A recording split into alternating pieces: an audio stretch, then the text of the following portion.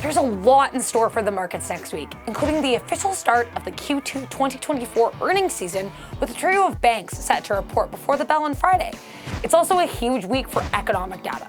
We'll get the CPI and PPI prints for June, along with a preliminary Michigan consumer sentiment print for July. And if that wasn't enough, Fed Chair Jerome Powell is set to give his semi-annual Senate testimony on Tuesday. Let's dig into the week ahead. A handful of numbers to be aware of on Monday, starting with the consumer inflation expectations for June coming through at 11 a.m. This print is estimated to come in at 3%, below the 3.2% we got in May. Then we'll get the 3-month and 6-month bill auctions at 11:30 a.m. At 3 p.m., we'll get the consumer credit change for May. The April consumer credit change was a $6.4 billion increase, below the estimated increase of $11 billion. Analysts are expecting the increase of $5.9 billion for the May print. Our first economic data print on Tuesday comes nice and early at 6 a.m. The June print for the NFIB Business Optimism Index, which tracks optimism among small business owners. The metric reached a 5-month high of 90.5 for the month of May and is estimated to tick even higher to reach 91 in June.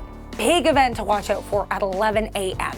Fed Chair Jerome Powell is set to deliver his semi-annual testimony before the Senate Banking Committee.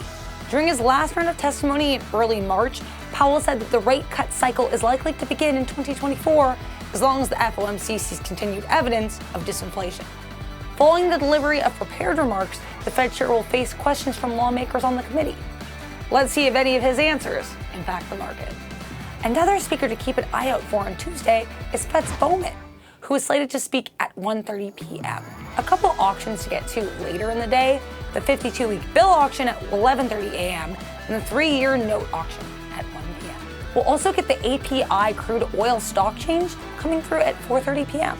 Bit of a lighter day on Wednesday, but we'll have some economic data to get to, starting with the month-over-month change in wholesale inventories for May at 10 a.m. At 10:30 a.m., we'll get the EIA crude oil and gasoline stock changes, followed by the 17-week bill auction at 11:30 a.m. and the 10-year note auction at 1 p.m. Tons to talk about on Thursday, starting with earnings reports from PepsiCo and Delta Airlines before the bell. PepsiCo exceeded expectations with its last report, posting earnings of $1.61 per share and sales of $18.25 billion. However, the company reiterated its fiscal year 2024 EPS guidance, which came in line with expectations at $8.15 per the year. Analysts are looking for $22.75 billion in revenue for Q2 2024. Delta, meanwhile, performed pretty strongly in Q1 2024, with earnings of 6 cents per share, showing a marked improvement from the 57-cent loss reported for Q1 2023. The airline's Q2 EPS forecast of $2.20 to $2.50 largely exceeded the analyst estimate of $2.23, as did its projection of up to 7% revenue growth. However, Q1 revenue of $12.56 billion just missed analyst estimates of $12.59 billion. Let's see if they can meet this quarter's estimates of $16.22 billion. Also reporting before the bell is consumer goods company Conagra Brands. Huge day for economic data, starting with the inflation rate, core inflation rate, and CPI for June at 8:30 a.m. The core inflation rate, which measures the change in consumer prices, rose by 0.2% on a month-over-month basis in May 2024 to mark the slowest growth for this metric in 7 months. Similarly, the year-over-year core inflation print for May came in at 3.4%, its lowest level in more than 3 years. The consumer price index rose by 3.3% on a year-over-year basis, below estimates of a 3.5% increase, while the month-over-month inflation rate came in flat for the month of May. We'll have to see if this growth slowdown can continue for the month of June. The initial and continuing jobless claims are also expected at 8:30 a.m. A few hours later, at 10:30 a.m., we'll get the EIA natural gas stock change, followed by comments from Fed's Bostic at 11:30 a.m.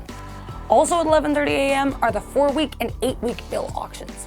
At 12 p.m., we'll get the 15-year and 30-year mortgage rates. Friday morning ushers in the start of the Q2 2024 earnings season with a series of reports from major banks, including JP Morgan and Wells Fargo. Both banks increased their respective dividends at the end of Q2 2024, with JP Morgan also announcing a $30 billion buyback program. Each company exceeded earnings estimates for Q1 2024, but disappointed when it came to net interest income, Wells Fargo noted an 8% decrease in net interest income for Q1, while JP Morgan guided flat net interest income for 2024. Analysts are looking for $40.86 billion in revenue from JP Morgan and $20.2 billion in revenue from Wells Fargo. Citigroup is also reporting on Friday morning and is expected to post $20 billion in revenue for Q2 2024. Other companies reporting on Friday before the bell include Bank of New York Mellon, industrial supplier Fastenal, and Swedish telecom giant Ericsson. Even more to watch out for at 8:30 a.m. when we'll get the PPI prints for the month of June. Analysts are expecting an increase of 0.2% for the producer price index on a month-over-month basis, compared to a 0.2% drop for the month of May. The year-over-year change, meanwhile, is estimated at 1.6% compared to a 2.2% increase in May. We'll also get the month-over-month and year-over-year changes for core PPI and PPI X food, energy, and trade for June. Another key data point coming through at 10 a.m., the preliminary Michigan Consumer Sentiment print for July. The final reading of this metric for the month of June came in at 68.2, exceeding estimates of 65.8 and the preliminary print of 65.5. We're also expecting the preliminary Michigan inflation expectations, 5-year inflation expectations, consumer expectations, and consumer conditions for the month of July at 10 a.m. A few more economic data releases to close out the week. We'll get the World Agricultural Supply and Demand Estimates, or WADSE report at 12 p.m., followed by the Baker Hughes rate counts at 1 p.m. And that's the week ahead. Tune in with us at 8:30 a.m. from Monday to Friday on tradertv.live.